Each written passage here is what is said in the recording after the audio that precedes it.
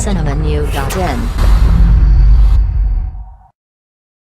நடிகை பாவனா சில நாட்களுக்கு முன்பு அவருடைய முன்னாள் டிரைவர் சுனில் என்பவர் கடத்தினார்.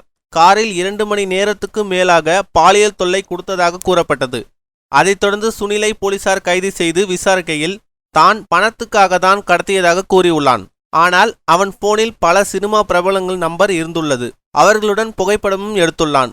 குறிப்பாக ஹீரோயின்களை தவறாக புகைப்படம் எடுத்து வைத்துள்ளான்.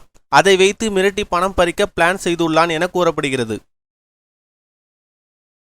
மேலும் சினிமா செய்திகளை தொடர்பு கொள்ள லைக் மற்றும் சப்ஸ்கிரைப் செய்யவும்.